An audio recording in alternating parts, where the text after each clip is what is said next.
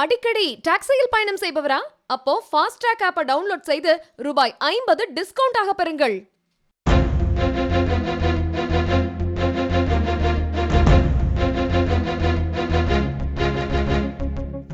மத்திய பிரதேசத்தில் துணை கலெக்டராக பதவி உயர்வு பெற்ற மனைவியை கொலை செய்த வேலையில்லாத கணவர் கைது செய்யப்பட்டுள்ளார். மத்திய பிரதேச மாநிலம் டினோரி மாவட்டத்தில் உள்ள ஷாகாபூராவில் துணை கலெக்டராக சமீபத்தில் நிஷா என்பவர் பதவியேற்றார். இவருக்கு மணிஷ் சர்மா என்ற கணவர் உள்ளார். 45 வயதான மணிஷ் சர்மா எந்த வேலைக்கும் செல்வதில்லை. அத்தோடு அடிக்கடி மனைவியிடத்தில் பணம் கேட்டு தகராறு செய்து வந்துள்ளார்.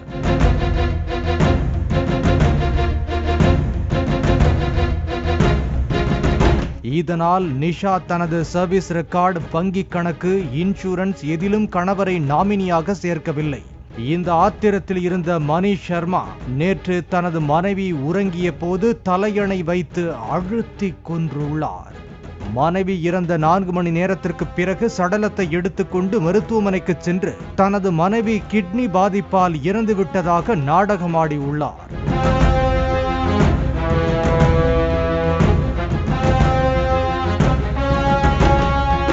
சப் கலெக்டர் பதவியில் உள்ளவர் திடீரென இறந்து போனதாக சொன்னதால் போலீசாருக்கும் தகவல் அளிக்கப்பட்டது.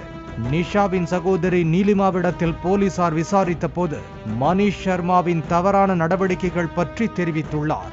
தொடர்ந்து போலீசார் கிடுக்கிப்பிடி விசாரணையில் மணிஷ் சர்மா மனைவியை பொறாமை காரணமாக கொன்றது தெரிய வந்தது.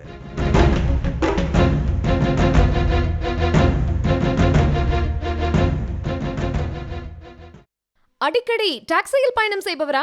அப்போ ஃபாஸ்ட் ட்ராக் ஆப்பை டவுன்லோட் செய்து ரூபாய் 50 டிஸ்கவுண்ட் ஆக பெறுங்கள்.